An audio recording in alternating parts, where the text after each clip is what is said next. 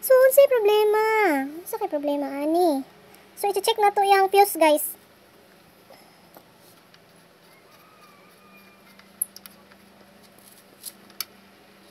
Ito yung fuse niya.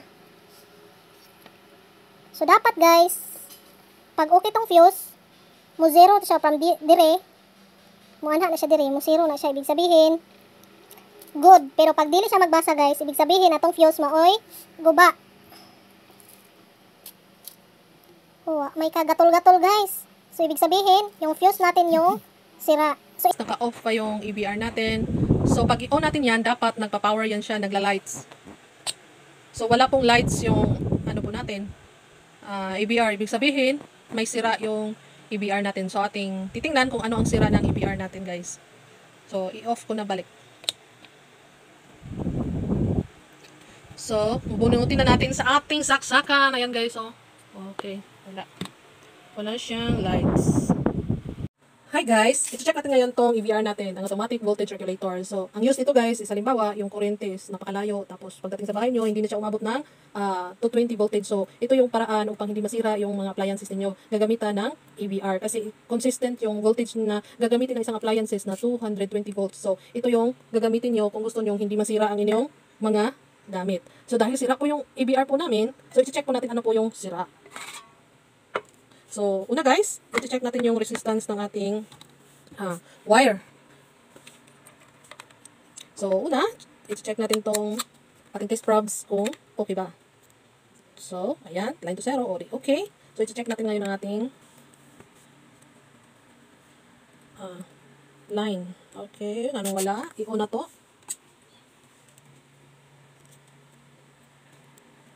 So, wala guys. So, may problema nga to ang linya. Ato sa aning i-check kung unsa gayud ang problema.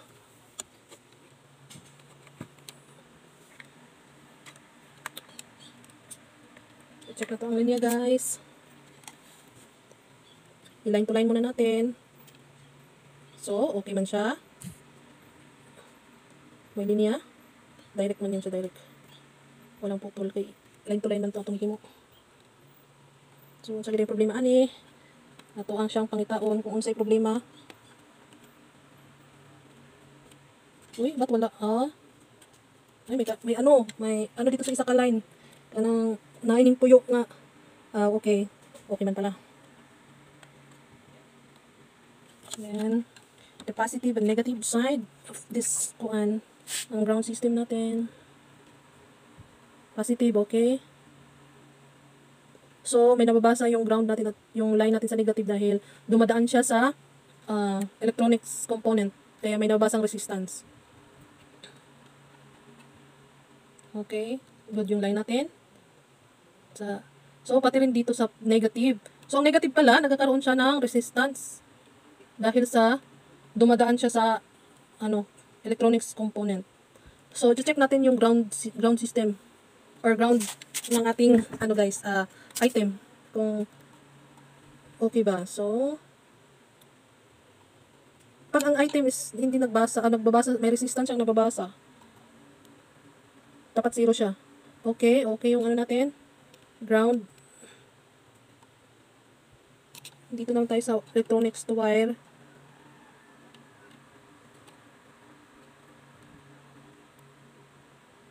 So, ang natin, yung component dito sa electronics, may nababasa siyang 1. Kasi gamit natin is times 100. May nababasa siyang resistance na, saan ba yun? 1,000. 1,000 resistance. So, ayan o. Negative to 1 line times 10. So, nababasa niya yung 1,000 ohms. Okay naman ni. Yung problema di ani di ay. Hindi mo siyang siga. Atong pangitaon guys. Okay. 0. Okay siya. Ang linyada. So, unsay problema? Unsa kay problema ani? So, i-check na to yung fuse, guys.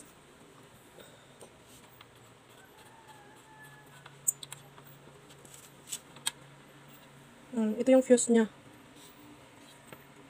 So, dapat, guys, pag okay tong fuse, mo 0 siya from dire, mo anha na siya dire, mo 0 na siya. Ibig sabihin, good. Pero pag dili siya magbasa guys, ibig sabihin na tong fuse maoy guba.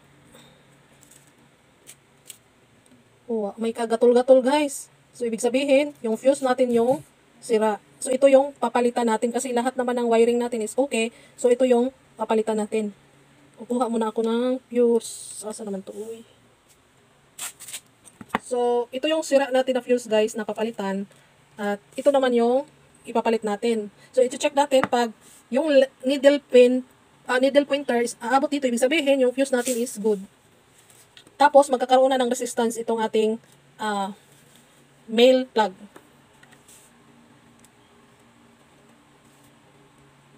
So, okay yung fuse natin guys.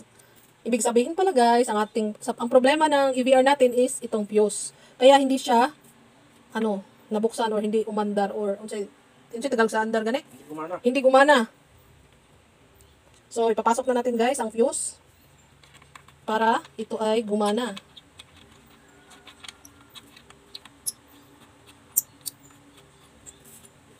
So, i-check na natin ngayon ang resistance nito. Pag ibig sabihin, pag meron, okay na.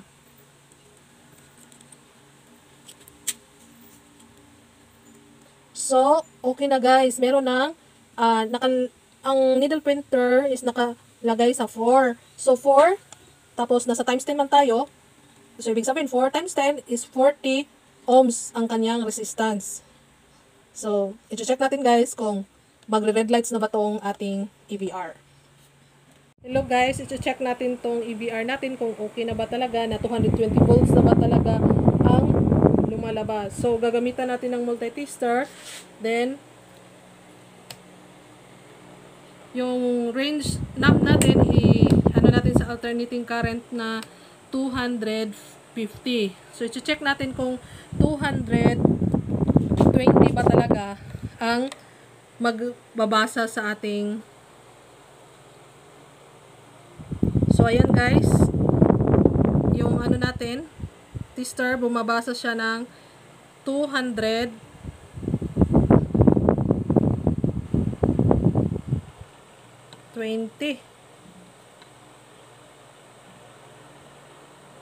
So, accurate po talaga yung nababasa ng ating multi-tester guys. So, thank you for watching for my simple video.